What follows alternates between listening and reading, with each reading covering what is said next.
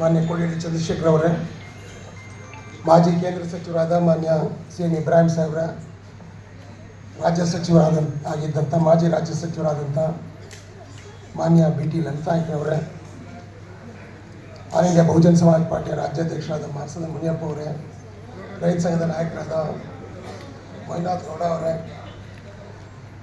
R P ಐನ ರಾಷ್ಟ್ರೀಯ ಅಧ್ಯಕ್ಷರಾದ ಎನ್ ಮೂರ್ತಿಯವರೇ ಮತ್ತಿತರ ಎಲ್ಲ ಗಣ್ಯರೇ, ಇದನ್ನು 10ವರೆಗೆ ನಾವು ಶುರು ಮಾಡಬೇಕಾದ್ದು ತಡ ಆಯಿತು. ಹಾಗಾಗಿ ಕೆಲವು ಕಾರ್ಯಕ್ರಮಗಳನ್ನು ಕೆಲವು ಬದಲಾವಣೆಗಳನ್ನ ಮಾಡ್ಕೋಬೇಕಾದ ಅನಿವಾರ್ಯ ಆಯಿತು. ಬಂಧುಗಳೇ, ಕಳೆದ 40-50 ವರ್ಷಗಳಿಂದ ಕರ್ನಾಟಕ ರಾಜ್ಯದಲ್ಲಿ ರೈತ ಚಳವಳಿ, ದಲಿತ ಚಳವಳಿ, ಕಾರ್ಮಿಕ ಚಳವಳಿ, ಕನ್ನಡಪರ ಚಳವಳಿಗಳು, ಹಾಗೆಯೇ ವಿದ್ಯಾರ್ಥಿ ಚಳವಳಿ, ಪರಿಸರವಾದಿ ಚಳವಳಿ, ಈ ರೀತಿ ಅನೇಕ ಹೋರಾಟಗಳು ನಡೆದಿವೆ.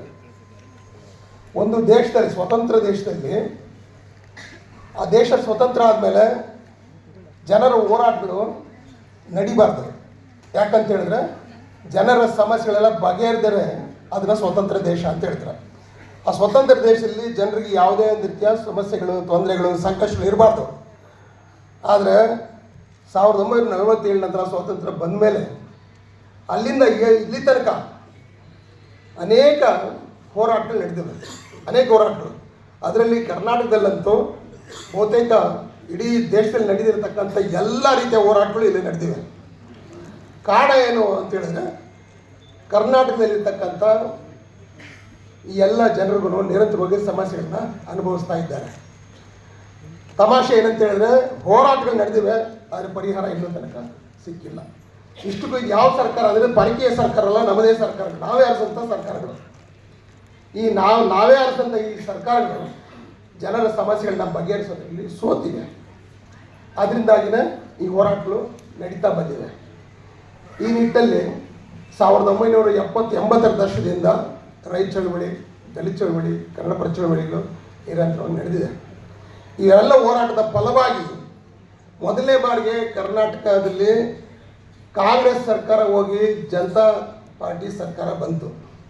ಇವೆಲ್ಲ ಬಾರಿ ಈ ಪಾರ್ಟಿ ಬದಲಾವಣೆ, ರಾಜಕೀಯ ಬದಲಾವಣೆ ಬರೋ ಕಾರಣನೇ ರೈತ ಚಳವಳಿ, ಕನ್ನಡ ಚಳವಳಿ ಮತ್ತು ದಲಿತ ಚಳವಳಿ ಅದಕ್ಕೆ ಕಾರಣ. ಸರಿ, ಏನೋ ಹೊಸ್ತು ಬಂದಿದೆ. ಈಗ ನಮ್ಮೆಲ್ಲ ಸಮಸ್ಯೆಗಳನ್ನ ಬಗೆಹರಿಸಂದ್ರೆ ಈ ಹೊಸ್ದಾಗಿ ಬಂದಂಥ ಪಾರ್ಟಿ, ಅದರ ನಾಯಕರಾದ ರಾಮಕೃಷ್ಣ ಹೆಗಡೆ ಅವರು, ದೇವೇಗೌಡರು ಮಾಡಿದ ಕೆಲಸ ಏನಂದ್ರೆ ಈ 3 ಚಳವಳಿಗಳನ್ನ ದಿಕ್ಕಾಪಾಲ ಮಾಡಿ ಎಲ್ಲ ಹೊಡೆದಾಕಿದ್ದು. ಅಲ್ಲಿಂದ ಆಚೆಗೆ ಮತ್ತೆ ದೊಡ್ಡ ಪ್ರಮಾಣದಲ್ಲಿ ಈ ಚಳವಳಿಗಳು ಬೆಳೀಲಿಕ್ಕೆ ಅವಕಾಶನೇ ಕೊಡಲಿಲ್ಲ. ಆದ್ರೂ ಸಹಿತ ಇವತ್ತಿನ ತನಕ ಈ ಚಳವಳಿಗಳು ನಿರಂತರವಾಗಿ ನಡೀತಾನೇ ಇದ್ದಾವೆ. ಇವತ್ತು ತನಕ ನಡೀತಾ ಇದೆ. ಇಲ್ಲಿ ಗಮನಿಸಬೇಕಾದ ಏನಂತ ಹೇಳಿದ್ರೆ, ಇಂತಹ ಚಳವಳಿಗಳು ಕರ್ನಾಟಕದಲ್ಲಿ ನಡೀತಾ ಇರೋದಕ್ಕೆ ಇದೇ ರೀತಿಯ ಚಳವಳಿಗಳು ದಕ್ಷಿಣ ಭಾರತ ಇನ್ಯಾವುದೇ ರಾಜ್ಯದಲ್ಲೂ ಸಹಿತ ನಡೀತಾ ಇಲ್ಲ. ನಮಗೆ ಹೋಲಿಸಿ ನೋಡಿದ್ರೆ ಆ ರಾಜ್ಯಗಳಲ್ಲಿ ಸಮಸ್ಯೆಗಳು ಕಡಿಮೆ ಇದೆ.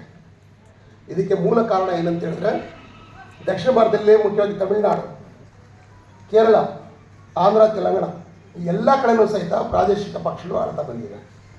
ಆದರೆ ಕರ್ನಾಟಕದಲ್ಲಿ ಮಾತ್ರನೇ ರಾಷ್ಟ್ರೀಯ ಪಕ್ಷಗಳು ಆಳ್ತಾ ಇರೋದು. ಒಂದು ಸಲ ಕಾಂಗ್ರೆಸ್ ಮತ್ತು ಸಲ BJP. ಯಾವಾಗಲೂ ಒಮ್ಮೊಮ್ಮೆ ಜನತಾದಳ ಆಳ್ತಾ ಇತ್ತು. ಈಗ ಜನತಾದಳನ್ನು ಸಹಿತ BJP ಹೊಟ್ಟೆಯಲ್ಲಿ ಸೇರಿಬಿಡ್ತು. ಹಾಗಾಗಿ ಅದನ್ನು ಸಹಿತ ಒಂದು ರಾಷ್ಟ್ರೀಯ ಪಕ್ಷದ ಒಂದು ಭಾಗ ಆಗೋಯಿತು.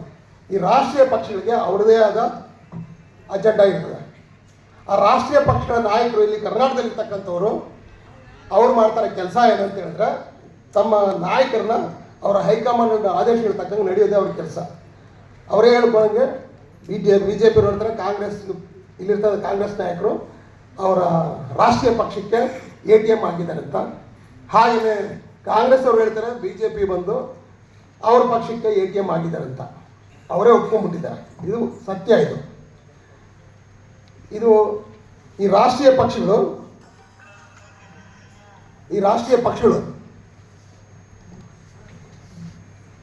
ಅವ್ರು ಏನು ಇವತ್ತು ಕಾರ್ಯಕ್ರಮಗಳ ಹಾಕ್ತಾ ಬಂದಿದ್ದಾರೆ, ಅದು ಬೇರೆದೇ ಹಿತಾಸಕ್ತಿ ಇರುತ್ತೆ. ರಾಜ್ಯದ ಬಗ್ಗೆ ಯಾವ ಕಾಳಜಿನೂ ಇರೋದಿಲ್ಲ.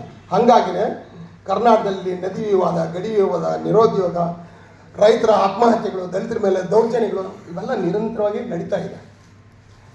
ನಾವೇನು ತಿಳ್ಕೊತೀವಿ, ಕರ್ನಾಟಕ ಇದು ಕಾಂಗ್ರೆಸ್ ಸರಿಯಿಲ್ಲ ಅಂತ BJP ಸರಿಯಿಂದ ಕಾಂಗ್ರೆಸ್ಗೆ ಓಟ್ ಹಾಕ್ತಾ ಬರ್ತಾ ಇದ್ದೀವಿ. ಭಾಳ ಮುಖ್ಯವಾಗಿ ನಮ್ಮ ದಲಿತರು ಕಾಂಗ್ರೆಸ್ ಪಕ್ಷ ನಮ್ಮ ಪರ ಇದೆ ಅಂತ ತಿಳ್ಕೊಂಡಿದ್ದಾರೆ. BJP ಪಿ ಕಮ್ಯುನಲ್ ಅಂತ ಹೇಳ್ತಾ ಇದ್ದಾರೆ. ಆದರೆ ಇಲ್ಲಿ BJP ಕಮ್ಯುನಲ್ ನಿಜ. ಹಾಗಂತ ಮಾತ್ರಕ್ಕೆ ಕಾಂಗ್ರೆಸ್ ಏನು ಅದೇನು ಕಮ್ಯುನಲ್ ಇಲ್ಲ ಅಂತ ತಿಳಿಬೇಡ್ರಿ. ಅವರು ಓಪನ್ ಆಗಿದ್ದಾರೆ, ಇವರು ಸ್ವಲ್ಪ ಮೃದುವಾಗಿ ಮುಚ್ಚಿಟ್ಕೊಂಡು ಮಾಡ್ತಾ ಇದ್ದಾರೆ. ಹೆಂಗಿದೆ ಅಂತ ಹೇಳಿದ್ರೆ ಒಂದು ಕಪ್ಪೆನ ತಗೊಂಡೋಗಿ ಬಿಸಿ ಬಿಸಿ ನೀರಲ್ಲಿ ಹಾಕ್ಬಿಟ್ಟು ಜಂಪ್ ಹೊಡೆದು ಬಿಡ್ತಾರೆ, ಉಳಿಯೋದಿಲ್ಲ ಅದು. ಆದರೆ ಅದೇ ಕಪ್ಪೆನ ತಣ್ಣಗಿರ್ತಕ್ಕಂಥ ಒಂದು ಪಾತ್ರೆಯಲ್ಲಿ ಇಟ್ಬಿಟ್ಟು ಕೆಳಗೆ ಬಿಸಿ ಆಗ್ತಾ ಹೋದರೆ ಅರ್ಧ ಗಂಟೆಯಲ್ಲಿ ಕಪ್ಪೆ ತಾನೇ ಸತ್ತೋಗ್ಬಿಡುತ್ತೆ. ಈ BJP ಅನ್ನೋದು ಆ ಥರ ಬಿಸಿ ಬಿಸಿ ನೀರದು. ಈ ಕಾಂಗ್ರೆಸ್ ಏನಿದೆ ಅದು ನಿಧಾನಕ್ಕೆ ಬಿಸಿಯಾಗಿ ಸಾಯಿಸ್ಬಿಡುತ್ತೆ. ಅದು ನಾವೆಲ್ಲ ಸಂವಿಧಾನ ಪರ ಇದೆ ಅಂತ ಕಾಂಗ್ರೆಸ್ನವರು ತಿಳ್ಕೊಂಡಿದ್ದೀವಿ. ಅತಿ ಹೆಚ್ಚು ಕಾಲ ಭಾರತ ದೇಶದಲ್ಲಿ ರಾಜ್ಯಭಾರ ಮಾಡಿರ್ತಕ್ಕಂಥದ್ದು ಕಾಂಗ್ರೆಸ್ ಪಕ್ಷನೇ. ಕಾಂಗ್ರೆಸ್ ಪಕ್ಷ ಅಧಿಕಾರದಲ್ಲಿದ್ದಾಗಲೇ ಅತಿ ಹೆಚ್ಚಿನ ತಿದ್ದುಪಡಿಗಳು ಸಂವಿಧಾನಕ್ಕೆ ಆಗಿರೋದು. BJP ಅವರು ನಾವು ಸಂವಿಧಾನ ಬದಲಾವಣೆ ಮಾಡ್ತಾ ಓಪನ್ ಆಗಿ ಹೇಳ್ಕೊತಾರೆ, ಕಾಂಗ್ರೆಸ್ ಹೇಳೋದಿಲ್ಲ, ಅದನ್ನೇ ಮಾಡ್ತಾ ಇದ್ದಾರೆ. ಹಾಗಾಗಿ ನಾವು ಇವರ ತಂತ್ರಗಳನ್ನ ನಾವು ಅರ್ಥ ಮಾಡ್ಕೋಬೇಕಾಗಿದೆ. ಈ ನಿಟ್ಟಿನಲ್ಲಿ ಈ ಎಲ್ಲ ಚಳುವಳಿ ನಾಯಕರು ಕಳೆದ 40-50 ವರ್ಷಗಳಿಂದ ಇಲ್ಲಿ ಒಂದು ಕರ್ನಾಟಕ ಸಮಸ್ಯೆಗಳನ್ನ ಬಲ್ಲಂಥ, ಕರ್ನಾಟಕದ ಸ್ವಾಭಿಮಾನಕ್ಕೆ, ಕರ್ನಾಟಕದ ಸ್ವಾಯತ್ತತೆಗೆ ಪೂರಕವಾಗಿರ್ತಕ್ಕಂಥ ಒಂದು ಚಳುವಳಿಯನ್ನು ಹುಟ್ಟಾಕಿ ಒಂದು ಪ್ರಾದೇಶಿಕ ಪಕ್ಷವನ್ನು ನಾವು ಹುಟ್ಟಾಕಬೇಕಂತೇಳಿ, ರೂಪಿಸ್ಬೇಕಂತೇಳಿ ಪ್ರೊಫೆಸರ್ ನಂಜುಂಡಸ್ವಾಮಿ ಅವರ ಕಾಲದಿಂದನೂ ಸಹಿತ ಮಾಡ್ತಾನೆ ಬಂದಿದ್ದೀವಿ, ಪ್ರಯತ್ನ ಮಾಡ್ತಾ ಬಂದಿದ್ದೀವಿ. ಆದರೆ ಹೆಂಗೋ ಅದು ಮತ್ತೆ ಪ್ರಯತ್ನಗಳು ಸೋಲ್ತಾ ಬಂದಿದೆ. ಆದರೆ ಇವತ್ತು ಅನಿವಾರ್ಯವಾಗಿ ನಾವು ಮಾಡಲೇಬೇಕಂತ ಒಂದು ಸಂದರ್ಭ ನಮ್ಮ ಮುಂದೆ ಇದೆ ಇವತ್ತು. ಯಾಕಂದರೆ ಕರ್ನಾಟಕ ಇವತ್ತು ಇಡೀ ಭಾರತ ದೇಶದಲ್ಲಿ ಅತಿ ಹೆಚ್ಚಿನ ಟ್ಯಾಕ್ಸ್ ಕೊಡ್ತಕ್ಕಂಥ, ತೆರಿಗೆ ಕೊಡ್ತಕ್ಕಂಥ ಒಂದು ರಾಜ್ಯ ಆಗಿದೆ. ಆದರೆ ಅಲ್ಲಿಂದ ಬರ್ತಕ್ಕಂಥ ಅನುದಾನಗಳೇನಿದೆ ಅದು ಅತ್ಯಂತ ಕಡಿಮೆ ಇದೆ. ಅದಕ್ಕಾಗಿ ಹೋರಾಟಗಳು ಮಾಡಿದ್ರು ಸಹಿತ ಸುಪ್ರೀಂ ಕೋರ್ಟ್ ಹೇಳಿದೆ 15,000 ಕೋಟಿ ರೂಪಾಯಿ ಕೊಡಬೇಕು ಅಂತ. ಆದರೆ ಸರ್ಕಾರ ಕೊಟ್ಟರು ಬರೀ 3,000 ಕೋಟಿ ರೂಪಾಯಿ. ಬರ ಪರಿಹಾರ ಆಗಿರ್ಬೋದು, ಪ್ರಾಕೃತಿಕ ವಿಪತ್ತುಗಳಾದಂಥ ಸಂದರ್ಭದಲ್ಲಿ ಆಗಿರ್ಬೋದು, ಮತ್ತು ಯಾವುದಕ್ಕೆ ಆಗಲಿ ಅದು ಯಾವತ್ತೂ ಸಹಿತ ಭಾಳ ಕಡಿಮೆನೇ ಬಂದಿದೆ. ಇಲ್ಲಿ ತೆರಿಗೆ ನಾವು ಹೆಚ್ಚು ಕೊಟ್ಟರು ಸಹಿತ ಅಭಿವೃದ್ಧಿಶೀಲ ಕೆಲಸಗಳು ಇಲ್ಲಿ ಕಡಿಮೆ ಆಗಿದೆ. ಉದ್ಯೋಗ ನೀತಿ, ಇವ್ರದ್ದು ಉದ್ಯೋಗ ನೀತಿ ಎಂಥದ್ದಿದೆ ಅಂತ ಹೇಳಿದ್ರೆ ಇಲ್ಲಿ ತನಕ ಕರ್ನಾಟಕದಲ್ಲಿ ನಿರುದ್ಯೋಗ ಅತಿ ಹೆಚ್ಚಿನ ಪ್ರಮಾಣದಲ್ಲಿ ಆಗ್ತಾ ಬಂದಿದೆ. ಬೇರೆ ಎಲ್ಲ ರಾಜ್ಯಗಳು, ದಕ್ಷಿಣದ ಬೇರೆ ಎಲ್ಲ ರಾಜ್ಯಗಳಲ್ಲಿ ಇಷ್ಟು ವರ್ಷಗಳಲ್ಲಿ ಕರ್ನಾಟಕದ ಉದ್ಯಮ ಅಂತೇಳಿ ಯಾವುದೂ ಇಲ್ಲ. ಇಲ್ಲಿ ಕರ್ನಾಟಕದ ಉದ್ಯಮ ಇದು ನಮ್ಮ ಉದ್ಯಮ ಅಂತ ಹೇಳೋಕ್ಕಾಗೋದೇ ಇಲ್ಲ. ತಮಿಳುನಾಡಿದೆ, ಕೇರಳದಿದೆ, ಆಂಧ್ರ ತೆಲಂಗಾಣದೇ ಇದೆ. ಆದರೆ ಕರ್ನಾಟಕದ ಉದ್ಯಮ ಅಂತೇಳಿ ಇನ್ನೂ ತನಕ ಒಂದು ಉದ್ಯಮ ಇಲ್ಲಿಲ್ಲ. ಇಲ್ಲಿ ಹಾಗೆಯೇ ಉದ್ಯಮಿಗಳು ಸಹಿತ ಇಲ್ಲ. ಇಲ್ಲಿ ದೊಡ್ಡ ಪ್ರಮಾಣದಲ್ಲಿ ದೊಡ್ಡ ಹೆಸರು ಮಾಡಿ ಒಂದು VRL ಒಂದು ಬಿಟ್ಟರೆ ಸಂಕೇಶ್ವರ ಅವ್ರದ್ದು, ಇನ್ನು ಯಾವುದೇ ಉದ್ಯಮಿಗಳು ನಮ್ಮ ಹೆಸರು ಬರೋದೇ ಇಲ್ಲ. ಇಲ್ಲಿರ್ತಕ್ಕಂಥ ದೊಡ್ಡ ದೊಡ್ಡ ಫ್ಯಾಕ್ಟ್ರಿಗಳು, ಉದ್ಯಮಗಳು ಏನೇನಿದೆ ಇವೆಲ್ಲ ಬರ್ತಾ ಇರೋದ್ರಿಂದಾಗಿ ಬರೋಕ್ಕೆ ಮೊದಲೇ ಇಲ್ಲಿರ್ತಕ್ಕಂಥ ಅನೇಕ ಸರ್ಕಾರಿ ಕಂಪ್ನಿಗಳು ಅವೆಲ್ಲನೂ ಖಾಸಗೀಕರಣ ಮಾಡಿಬಿಟ್ರು. ಆ ಖಾಸಗೀಕರಣ ಹೆಚ್ಚಾಗಿರೋದ್ರಿಂದ ಮೀಸಲಾತಿನೂ ಸಹಿತ ಇವತ್ತು ಹೋಗ್ಬಿಟ್ಟಿದೆ. ಪ್ರಯೋಜನ ಇದಾಗ್ತದೆ. ಸುಮ್ಮನೆ ಮೀಸಲಾತಿಗೆ ಜಗಳ ಹಚ್ಚಿದ್ದಾರೆ ಅಷ್ಟೇ, ನಮ್ಗೆ ಬರಬೇಕು ನಿಮ್ಗೆ ಬರಬೇಕು ಅಂತೇಳಿ.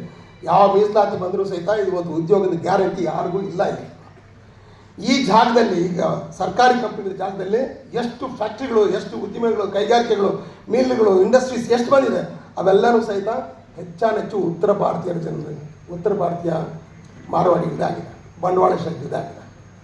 ಇದು ಕರ್ನಾಟಕ ರಾಷ್ಟ್ರೀಯ ಪಕ್ಷಗಳನ್ನ ಸ್ವಾಗತಿಸಿ ಇಲ್ಲಿ ಬೆಳೆಸಿರೋದಕ್ಕೆ ಆಗಿರ್ತಕ್ಕಂಥ ಬಹುಮಾನ, ನಮ್ಗೆ ಸಿಕ್ಕಿರ್ತಕ್ಕಂಥ ಬಹುಮಾನ ಇದು. ಈ ನಿಟ್ಟಲ್ಲಿ ನಮ್ಮ ಯುವಜನ ಇವತ್ತು ಅತಿ ಹೆಚ್ಚಿನ ನಿರುದ್ಯೋಗವನ್ನು ಎದುರಿಸ್ತಾ ಇದ್ದಾರೆ. ಈ ನಿರುದ್ಯೋಗ ಸಮಸ್ಯೆನ ಬಗೆಹರಿಸೋದು ಹೇಗೆ, ಮಹಿಳಾ ಶೋಷಣೆ ಬಗೆಹರಿಸೋದು ಹೇಗೆ, ರೈತರ ಸಮಸ್ಯೆನ ಬಗೆಹರಿಸೋದು ಹೇಗೆ, ಇಲ್ಲಿ ತನಕ ನಾವು ಹೋರಾಟಗಳು ಮಾಡಿದ್ದೀವಿ. ಆದರೆ ಪ್ರತ್ಯೇಕವಾಗಿ ಮಾಡಿದ್ದೀವಿ. ಪ್ರತ್ಯೇಕ ರೈತರ ಹೋರಾಟ ಮಾಡಿದ್ರೆ ಅಲ್ಲಿ ದಲಿತರಿಗೆ ಅಲ್ಲಿ ಹೋಗೋದಿಲ್ಲ. ದಲಿತರ ಹೋರಾಟದಲ್ಲಿ ಅಲ್ಲಿ ರೈತರ ಪ್ರವೇಶ ಇರೋದಿಲ್ಲ. ಕಾರ್ಮಿಕರ ಹೋರಾಟ ಅವ್ರದ್ದೇ ಸಪ್ರೇಟು, ಮಹಿಳೆಯರದು ಅವ್ರದ್ದೇ ಸಪ್ರೇಟು, ವಿದ್ಯಾರ್ಥಿಗಳಿಗೆ ಎಲ್ಲರೂ ಪ್ರತ್ಯೇಕನೇ. ನಾವು ಪ್ರತ್ಯೇಕ ಹೋರಾಟ ಮಾಡ್ತಾ ಇದ್ವಿ. ಆದರೆ ನಾವು ತಿಳ್ಕೊಬೇಕಂದ್ರೆ ನಮ್ಮೆಲ್ಲ ಸಮಸ್ಯೆಗಳು ಒಬ್ಬರಲ್ಲಿ ಒಬ್ಬರದ್ದು ಸೇರ್ಕೊಂಡ್ಬಿಟ್ಟಿದೆ, ಸಮ್ಮಿಳಿತ ಆಗಿದೆ. ಕಾರಣ ಏನಂತ ಹೇಳಿದ್ರೆ ಇವೆಲ್ಲ ಸಮಸ್ಯೆಗಳ ಮೂಲ ಒಂದೇನೆ. ಇದು ನಮ್ಮ ಸಮಸ್ಯೆಗಳು ಹುಟ್ಟಾಕಿರ್ತಕ್ಕಂಥ ಶಕ್ತಿ ಒಂದೇನೆ. ಇದನ್ನು ಹುಟ್ಟಾಕಿರ್ತಕ್ಕಂಥ ಶತ್ರುಗಳು ಒಬ್ಬರೇನೆ. ನಮ್ಮ ಹೋರಾಟಗಳು ಏನಕ್ಕಾಗಿದೆ, ರೈತರದು ಹೋರಾಟಗಳಂದರೆ ಹೆಚ್ಚಾನೆಚ್ಚು ಎಲ್ಲರೂ ಕೇಳ್ತಾ ಇರೋದು ಬೆಲೆಗೆ ವಿರುದ್ಧ ಹೋರಾಟ ಮಾಡ್ತಾ ಇದ್ದಾರೆ. ತಮ್ಮ ಬೆಳೆಗಳಿಗೆ ಇವರು ಸೂಕ್ತವಾದ ಯೋಗ್ಯವಾದ ಬೆಲೆ ಕೊಟ್ಟಿರೋ ಕಾರಣಕ್ಕೆ ದೊಡ್ಡ ಪ್ರಮಾಣದಲ್ಲಿ ಹೋರಾಟಗಳಿದೆ.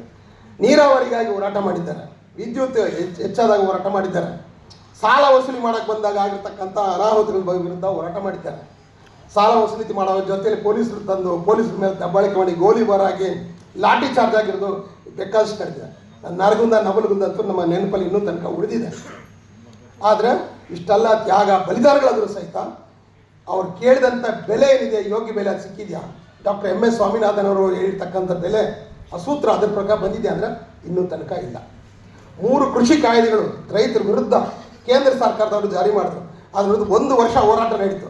ಕೊನೆಗೆ ಅವರು ಅನಿವಾರ್ಯ ಅದು ವಾಪಸ್ ತಗೊಂಡ್ರು. ಆದರೆ ಕರ್ನಾಟಕ ಸರ್ಕಾರ ರೈತರ ಪರ ಇದ್ದೀನಿ ಅಂತ ಹೇಳಿದಂಥ ಸರ್ಕಾರ BJPನ ಬೈಕೊಂಡು ಕಾಂಗ್ರೆಸ್ ಸರ್ಕಾರ ಬರುತ್ತೆ, ಇನ್ನೂ ತನಕ ಅದನ್ನು ವಾಪಸ್ ತಗೊಂಡಿಲ್ಲ. ಮೊನ್ನೆ ನದಿ ಜೋಡಣೆಗಳು ವಿಚಾರ, ಕೃಷ್ಣ ಗೋದಾವರಿ ಕಾವೇರಿ ಇದನ್ನೆಲ್ಲ ಜೋಡಣೆ ಮಾಡೋ ವಿಚಾರದಲ್ಲಿ ಒಂದು ಯೋಜನೆಯನ್ನು ಬಿಟ್ಟಿದ್ದಾರೆ. ಆ ಯೋಜನೆಯಲ್ಲಿ ಅತ್ಯಂತ ನಷ್ಟ ಆಗೋದು ಯಾರಿಗಾದ್ರೆ ಅದು ಕರ್ನಾಟಕನೇ. ಅದು ಯಾರು ಇನ್ನೂ ತನಕ ಅದ್ರ ಬಗ್ಗೆ ಬಾಯಿ ಬಿಟ್ಟಿಲ್ಲ. ಹಾಗೆಯೇ ಕರ್ನಾಟಕದಲ್ಲಿರ್ತಕ್ಕಂಥ ಜನರಿಗೆ ಮೀಸಲಾತಿ ಕೊಡಬೇಕು ಪ್ರೈವೇಟ್ ಫ್ಯಾಕ್ಟ್ರಿಗಳಲ್ಲಿ ಅಂತೇಳಿ ಒಂದು ಮಸೂದೆನ ಮಂಡಿಸಿದ್ರು. ಮ್ಯಾನೇಜರಿಯಲ್ ಪೋಸ್ಟ್ಗಳು ಏನಿರುತ್ತೆ ಅಂದರೆ ವ್ಯವಸ್ಥಾಪಕ ಪೋಸ್ಟಲ್ಲಿ 50%, ನಾನ್ ಮೇಜರಲ್ಲಿ 70%, ಕ್ಲಾಸ್ C and D ನಲ್ಲಿ 100% ಕೊಡಬೇಕಂದ್ರೆ ಒಂದು ಮಸೂದೆ ಮಂಡಿಸಿದ್ರಷ್ಟೇ. ಜುಲೈ 27ನೇ ತಾರೀಕು ಮಧ್ಯಾಹ್ನ ಮಸೂದೆ ಮಂಡಿಸ್ತಾರೆ. ಸಂಜೆ ಅಷ್ಟೊತ್ತಿಗೆ ಆ ಎಲ್ಲ ಉತ್ತರ ಭಾರತೀಯ ಉದ್ಯಮಿಗಳೆಲ್ಲ ಸೇರಿಕೊಂಡು ನೀವೇನಾದ್ರೂ ಮಸೂದೆ ಮಂಡಿಸಿದ್ರೆ ನಾವು ಕರ್ನಾಟಕ ರಾಜ್ಯದಾಗ ಹೊರಗೆ ತಗೊಂಡು ಹೋಗ್ಬಿಡ್ತೀವಿ ಅಂತ ಹೇಳಿದ್ರು. ತಕ್ಷಣ ಸಿದ್ದರಾಮಯ್ಯನವರು ಇಲ್ಲ ಅದನ್ನ ಪರಿಷ್ಕರಿಸಿ ಮತ್ತೊಮ್ಮೆ ನಾವು ಮಂಡಿಸ್ತೀವಿ ಅಂತೇಳಿ ಅದನ್ನ ಕೈ ಬಿಟ್ಬಿಟ್ರು. ಇಲ್ಲಿಂದ ಆಚೆ ಇಲ್ಲಿ ತನಕ ಅದು ಏನು ಮಂಡಿಸಿಲ್ಲ. ಮತ್ತು ಅದ್ರ ವಿರುದ್ಧ ಎಲ್ಲೂ ಸಹಿತ ನಾವು ಹೋರಾಟ ಮಾಡಿಲ್ಲ. ಯಾಕೆ ಹೋರಾಟ ಮಾಡಿಲ್ಲ? ಅದು ಕನ್ನಡ ಚಳವಳಿಗೆ ಯಾರು ಹೋರಾಟ ಮಾಡಲಿ ಅಂತ ರೈತರು ಸುಮ್ಮನೆ ಇದ್ವಿ, ದಲಿತರು ನಾವು ಸುಮ್ಮನೆ ಇದ್ದೀವಿ, ಎಲ್ಲರೂ ಸುಮ್ಮನೆ ಇದ್ದಾರೆ. ಅದು ಒಬ್ಬೊಬ್ಬರು ಅದನ್ನ ಹ್ಯಾಂಡಲ್ ಮಾಡಬೇಕಂತ ಹೋಗ್ತಾ ಇದ್ದೀವಿ. ನಾವಿಲ್ಲಿ ತಿಳ್ಕೊಬೇಕಂತಂದ್ರೆ ಇವೆಲ್ಲನೂ ರೋಗದ ಲಕ್ಷಣಗಳು. ನಾವು ಹೋರಾಟ ಮಾಡ್ತಾ ಇರೋದು ಆ ರೋಗದ ಲಕ್ಷಣಗಳ ವಿರುದ್ಧ ಹೋರಾಟ ಮಾಡ್ತಾ ಇದ್ದೀವಿ. ರೋಗದ ಮೂಲಕ್ಕೆ ಹೋಗ್ತಾ ಇಲ್ಲ. ರೋಗದ ಮೂಲ ಎಲ್ಲಿದೆ ತಿಳ್ಕೊಳಕ್ಕೆ ಹೋಗಿಲ್ಲ. ಜ್ವರ ಬಂದು ಡಾಕ್ಟರ್ ಹತ್ರ ಹೋಗ್ತೀವಿ, ಡಾಕ್ಟ್ರು ಜ್ವರಕ್ಕೆ ಯಾವತ್ತೂ ಸಹಿತ ಔಷಧಿ ಕೊಡೋಲ್ಲ. ಜ್ವರ ಯಾಕೆ ಬಂತು ಹೇಳಿ ಅದಕ್ಕೆ ಔಷಧಿ ಕೊಡ್ತಾನೆ. ಯಾಕಂದ್ರೆ ಜ್ವರ ಅನ್ನೋದು ಕಾಯಿಲೆ ಅಲ್ಲ. ಕಾಯಿಲೆ ಜ್ವರ ಬಂದಿದೆ ಅಂದರೆ ಅದು ಕಾಯಿಲೆಯ ಮುನ್ಸೂಚನೆ ಅಷ್ಟೇ. ಅದಕ್ಕೆ ನಾವು ಇನ್ನೂ ತನಕ ಹೋಗಿಲ್ಲ.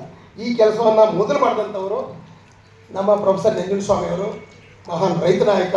ಅವರು 87ರಲ್ಲಿ ಬಿಡುಗಡೆ ಮಾಡಿದಂಥ ಒಂದು ಪ್ರಣಾಳಿಕೆಯಲ್ಲಿ ಇದ್ರ ವಿಚಾರವನ್ನು ಹೇಳಿದ್ದಾರೆ. ಭಾಳ ಸ್ಪಷ್ಟವಾಗಿ ಇದ್ರ ಬಗ್ಗೆ ಹೇಳಿದ್ದಾರೆ. ಈ ದೇಶದಲ್ಲಿ ಒಂದು ಸಿಸ್ಟಮ್ನ ಬೆಳೆಸ್ಕೊಂಡು ಬಂದಿದ್ದಾರೆ 2000 ವರ್ಷದಿಂದ. ಅದನ್ನ ವರ್ಣಾಶ್ರಮ ಪದ್ಧತಿ ಅಂತಾರೆ, ಜಾತಿ ಪದ್ಧತಿ ಅಂತಾರೆ. ಅದು ಸರಳವಾಗಿ ಏನಂತ ಹೇಳಿದ್ರೆ ದುಡಿಯೋರೆಲ್ಲ ಹೆಚ್ಚಿನ ಜನ, ಚಿನ್ನವರೆಲ್ಲ ಕಡಿಮೆ ಜನ. ಈ ಕಡಿಮೆ ಜನ ಏನಿರ್ತಾರೆ ಅವರು ತಿಂದು ದುಡಿಯೋದಿಲ್ಲ. ಅವರು ತಿಂದು ಕೊಬ್ಬಿಟ್ಟಿದ್ದಾರೆ. ಅದು ದುಡಿತಕ್ಕಂಥ ಜನ ತಿನ್ನೋಕೆ ಅನ್ನ ಇಲ್ಲದೆ ಸೊರಗ್ತಾ ಇದ್ದಾರೆ, ಒದ್ದಾಡ್ತಾ ಇದ್ದಾರೆ. ಇದೇ ಜಾತಿ ವ್ಯವಸ್ಥೆ. ಭಾಳ ಸರಳವಾಗಿ ನೀವು ತಿಳ್ಕೊಬೇಕಂತ ಹೇಳಿದ್ರೆ ಮೇಲೆ ಇರ್ತಕ್ಕಂಥವ್ರು ಲೂಟಿ ಹೊಡಿತಾ ಇದ್ದಾರೆ, ಕೆಳಗಡೆ ಇರ್ತಕ್ಕಂಥವ್ರು ಬರ್ಬಾದ್ ಆಗ್ತಾ ಇದ್ದಾರೆ. ಇವತ್ತಿಗೂ ಸಹಿತ ಅದೇ ಸಿಸ್ಟಮೇ ಇಲ್ಲಿ ಫಾಲೋ ಮಾಡ್ತಾರೆ. ಇವತ್ತು ಅದೇ ಇರೋದು. ಇವತ್ತು ಕೇಂದ್ರ ಸರ್ಕಾರ ಅಂತ ಹೇಳ್ತೀರ, ಅದು ಕೇಂದ್ರ ಸರ್ಕಾರ ಅದು ಒಕ್ಕೂಟ ಸರ್ಕಾರ. ಅದು ಭಾರತ ದೇಶದ ಸಂವಿಧಾನ ಹೇಳೋದು ಭಾರತ ಅನ್ನೋದು ಹಲವು ರಾಜ್ಯಗಳ ಒಕ್ಕೂಟ ಅಂತ ಇದೆ. ಆದರೆ ಇವು ಕೇಂದ್ರ ಸರ್ಕಾರ ಅಂತಾರೆ. ಕೇಂದ್ರ ಸರ್ಕಾರ ಅಂತ ಹೇಳೋದ್ರ ಮೂಲಕ ನಾವು ಸರ್ವಾಧಿಕಾರಿಗಳು ಅಂತ ಹೇಳ್ತಾ ಇದ್ದಾರೆ. ಅಲ್ಲಿರ್ತಕ್ಕಂಥ ಸಂವಿಧಾನದಲ್ಲಿ ಇರ್ತಕ್ಕಂಥ ವಿವರ ಏನಂತ ಹೇಳಿದ್ರೆ ಭಾರತ ದೇಶವು ಬಹುತೇಕ ಎಲ್ಲ ಸಮಯದಲ್ಲೂ ಅದು ಒಕ್ಕೂಟವಾಗಿರುತ್ತೆ. ಕೆಲವು ಸಂದರ್ಭದಲ್ಲಿ ಅದು ಏಕಾತ್ಮಕ ಆಗುತ್ತೆ. ಇಂಗ್ಲೀಷಲ್ಲಿ ಫೆಡರಲ್ ಗೌರ್ಮೆಂಟ್ ಅಂತ ಹೇಳ್ತಾರೆ. ಎಲ್ಲ ರಾಜ್ಯಗಳಿಗೂ ಇಲ್ಲಿ ಸರ್ಕಾರ ಏನಿರುತ್ತೋ ಒಕ್ಕೂಟ ಸರ್ಕಾರಕ್ಕೆ ಎಷ್ಟು ಅಧಿಕಾರ ಇದೋ ಅಷ್ಟೇ ಅಧಿಕಾರ ರಾಜ್ಯಗಳಿಗೂ ಇದೆ. ಆದರೆ ಇಲ್ಲೇನಾಗ್ತಾ ಇದ್ದಾರೆ, ಒಕ್ಕೂಟ ಸರ್ಕಾರಕ್ಕೆ ಅಂದರೆ ದಿಲ್ಲಿಲಿರ್ತಕ್ಕಂಥ ಸರ್ಕಾರಕ್ಕೆ ಅತಿ ಹೆಚ್ಚಿನ ಅಧಿಕಾರ, ಅತಿ ಹೆಚ್ಚಿನ ಸಂಪನ್ಮೂಲ ಹೋಗ್ತಾ ಇದೆ, ಜವಾಬ್ದಾರಿಗಳು ಕಡಿಮೆ ಇದೆ ಅವರಿಗೆ. ರಾಜ್ಯಗಳ ಕಥೆ ಏನಾಗಿದೆ ಅಂದರೆ ಅಧಿಕಾರ ಕಡಿಮೆ ಇದೆ, ಸಂಪನ್ಮೂಲ ಕಡಿಮೆ ಇದೆ, ಆದರೆ ಜವಾಬ್ದಾರಿಗಳು ಜಾಸ್ತಿ ಇದೆ. ಉತ್ಪನ್ನ ಆಗೋದು ಇಲ್ಲಿ, ಆದರೆ ಅದನ್ನೆಲ್ಲ ಭಾಳ ಸುಲಭವಾದ ಬೆಲೆಗೆ ತಗೊಂಡು ಅದನ್ನು ಮಜಾ ಮಾಡ್ತಾರೆ ಅವರು. ಬೇರೆ ಅದು ಬೇರೆ ಕಡೆ ಹೋಗ್ತದೆ, ಈ ಉತ್ತರ ಕಡೆ ಹೋಗ್ತಾ ಇದೆ. ಕರ್ನಾಟಕದಲ್ಲಿ ಇದು ಅತಿ ಹೆಚ್ಚಿನ ದೊಡ್ಡ ಲೂಟಿ ನಡೆದಿದೆ. ಈ ಲೂಟಿ ವಿರುದ್ಧ ಉಟ್ಕೊಂಡಂಥ ಸಂಘಟನೆ ರೈತ ಸಂಘ. ಅದು ಬರೀ ರೈತರ ಸಮಸ್ಯೆ ಅಂತ ಭಾಳ ಜನ ತಿಳ್ಕೊಂಡ್ವಿ. ಅದನ್ನ ಜನರಿಗೆ ತಿಳಿಸ್ಕೊಡೋದ್ರಲ್ಲಿ, ಈ ಒಕ್ಕೂಟ ರಾಜಕಾರಣದ ಬಗ್ಗೆ ತಿಳಿಸ್ಕೊಡೋದ್ರಲ್ಲಿ ನಮ್ಮಲ್ಲೂ ಸಹಿತ ಒಂದು ದೊಡ್ಡ ವೈಫಲ್ಯ ಉಂಟಾಗಿದೆ. ನಾವು ಅದನ್ನು ತಿಳ್ಕೋಬೇಕು. ಇವತ್ತು ಆ ಒಕ್ಕೂಟ ಸರ್ಕಾರದ ನೀತಿ ಏನಿದೆ ಅದರ ಪ್ರಕಾರ ಅತಿ ಹೆಚ್ಚಿನ ತೆರಿಗೆಯಲ್ಲಿ ಹೋಗ್ತಾ ಇದೆ, ಅತಿ ಹೆಚ್ಚಿನ ಬಂಡವಾಳ ಹೋಗ್ತಾ ಇದೆ, ಅಧಿಕಾರ ವಿಪರೀತ ಇದೆ, ಸಂಪನ್ಮೂಲಗಳು ಜಾಸ್ತಿ ಇದೆ, ಜವಾಬ್ದಾರಿಗಳು ಮಾತ್ರ ಭಾಳ ಕಡಿಮೆ ಇದೆ. ಜವಾಬ್ದಾರಿಗಳು ನಮಗೆ ಜಾಸ್ತಿ ಇದೆ, ಖರ್ಚು ವೆಚ್ಚಗಳು ನಮಗೆ ಜಾಸ್ತಿ ಇದೆ. ನಾವು ಉತ್ಪನ್ನ ಮಾಡಿದ್ರೂ ಸಹಿತ ಅದಕ್ಕೆ ಬೆಲೆ ನಿಗದಿ ಮಾಡ್ತಕ್ಕಂಥ ಅಧಿಕಾರ ನಮಗೆ ಇಲ್ಲವಾಗಿದೆ. ಅದು ಉತ್ತರ ಭಾರತ ಬರ್ತಕ್ಕಂಥ ಇಂಡಸ್ಟ್ರೀಸಲ್ಲಿ ಅವರು ಸಣ್ಣ ಒಂದು ಗುಂಡ್ಪಿನ ತಯಾರು ಮಾಡಿದ್ರು ಸಹಿತ ಬೆಲೆ ಹಾಕಿ ಕಳಿಸ್ತಾನೆ. ಇಷ್ಟೇ ಬೆಲೆಗೆ ಮಾರಬೇಕು ಅಂತೇಳಿ. ಅದು ರೈತರ ಬೆಲೆ, ಕೂಲಿ ಕಾರ್ಮಿಕರ ಬೆಲೆ, ಈ ಬೆಲೆ ನಿಗದಿ ಮಾಡೋದ್ರಿಂದ ಮಾರ್ಕೆಟಲ್ಲಿ ನಿಗದಿ ಮಾಡ್ತಾರೆ, ದಲ್ಲಾಳಿಗಳು ನಿಗದಿ ಮಾಡ್ತಾ ಇದ್ದಾರೆ. ಇದು ಅನುಚೂನವಾಗಿ ಸರ್ಕಾರಗಳಿಂದ ನಡೆಸ್ಕೊಳ್ತಾ ಬರ್ತಾ ಇದ್ದಾರೆ. ಈ ಥರದ ಒಂದು ವ್ಯವಸ್ಥೆ ಇರೋದ್ರಿಂದಾಗಿ ಜಾತಿ ಪದ್ಧತಿಯ ಆಧಾರದ ಮೇಲೆ ಇದು ಡೆವಲಪ್ ಆಗಿದೆ. ಅದೇ ರೀತಿ ಡೆವಲಪ್ ಮಾಡಿರೋದು ಇದು ಬ್ರಿಟಿಷ್ ಕಾಲದಲ್ಲಿ ಭಾಳ ತೀವ್ರವಾಗಿ ಜಾರಿಗೆ ಬಂತು. ಅದೇ ನೀತಿಯನ್ನು ಇವತ್ತಿನ ಸರ್ಕಾರಗಳು ಅದನ್ನು ನಡೆಸ್ಕೊಂಡ್ಬರ್ತವೆ. ಇದು ಒಂದು ರೀತಿಯಲ್ಲಿ ಹೊರದೇಶದ ಬಂಡವಾಳಿಗರಿಗೂ ಈ ದೇಶದ ಬಂಡವಾಳಿಗರಿಗೂ ಒಂದು ಅಂಡರ್ಸ್ಟ್ಯಾಂಡಿಂಗ್ ಇದೆ, ಅವರಿಬ್ಬರಲ್ಲಿ ಒಂದು ಹೊಂದಾಣಿಕೆ ಇದೆ. ಇದು ಹೀಗೆ ಕಾಯ್ಕೊಂಡಿರಬೇಕು ಅಂತೇಳಿ ಅದು ಅದೇ ರೀತಿ ಕಾಯ್ಕೊಂಡು ಬರ್ತಾ ಇರೋದ್ರಿಂದ ಎಲ್ಲಿ ಕೊರತೆ ಇರುತ್ತೋ ಅಲ್ಲಿ ಸಹಜವಾಗ್ಲೂ ಸಂಘರ್ಷ ಇದ್ದೇ ಇರುತ್ತೆ. ನೋಡಿ, ಈಗ ದಲಿತರಿಗೆ ಬೆಲೆ ದೌರ್ಜನ್ಯಗಳಾಗುತ್ತೆ. ಯಾರು ಮಾಡ್ತಾರೆ ದೌರ್ಜನ್ಯ? ಹಳ್ಳಿಗಳಲ್ಲಿ ರೈತರೇ ಮಾಡ್ತಾ ಇದ್ದಾರೆ. ಹಾಗೆ ರೈತರೇನು ಭಾಳ ಸುಭಿಕ್ಷವಾಗಿದ್ದಾರೆ ಅಂದರೆ ಅವರೂ ಸಹಿತ ಕಷ್ಟದಲ್ಲೇ ಇದ್ದಾರೆ. ಕಷ್ಟದಲ್ಲಿರ್ತಕ್ಕಂಥ ರೈತರು ತನಗಿಂತ ಕಷ್ಟದಲ್ಲಿರ್ತಕ್ಕಂಥ ದಲಿತರ ಮೇಲೆ ಯಾಕೆ ದೌರ್ಜನ್ಯ ಮಾಡ್ತಾರೆ ನಾವು ಯೋಚನೆ ಮಾಡೋಕ್ಕೆ ಹೋಗಿಲ್ಲ. ನಾವು ಯೋಚನೆ ಮಾಡಬೇಕಾಗಿದ್ದಿಲ್ಲ. ಯಾಕಂದರೆ ಕರ್ನಾಟಕ ರಾಜ್ಯ ಬಂದು ಮೂಲತಃ ಇದೊಂದು ಭಾಳ ಮಾನವೀಯ ಸಮಾಜ. ಬಸವಣ್ಣನವರ ಚಿಂತನೆಗಳನ್ನ ಒಳಗೂಡಿಸ್ಕೊಳ್ತಕ್ಕಂಥ ರಾಜ್ಯ ಇದು.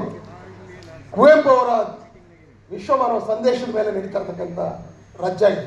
ಇಂಥ ರಾಜ್ಯದಲ್ಲಿ ಇಲ್ಲಿರ್ತಕ್ಕಂಥ ಸಣ್ಣ ಪುಟ್ಟ ಭೂಮಾಲೀಕರು ದಲಿತರ ಮೇಲೆ ದೌರ್ಜನ್ಯ ಮಾಡ್ತಾರೆ, ಹಿಂಸೆ ಮಾಡ್ತಾರೆ ಅಂದರೆ ಇದು ನಂಬಲಿಕ್ಕಾಗದೆ. ಏನೋ ಒಂದು ಒಗ್ಗಟ್ಟಿದೆ ಇದರಲ್ಲಿ, ಏನೋ ಒಂದು ಸಮಸ್ಯೆ ಇದೆ ಇದರಲ್ಲಿ. ಏನು ಈ ಒಗ್ಗಟ್ಟು? ಮತ್ತು ಯಾವ ಜನ ಇಲ್ಲಿ ದಬ್ಬಾಳಿಕೆ ಮಾಡ್ತಾರೋ ಅದೇ ಜನನು ಇಲ್ಲಿ ಆತ್ಮಹತ್ಯೆ ಮಾಡ್ಕೊಂಡು ಸಾಯ್ತಾ ಇದ್ದಾರೆ.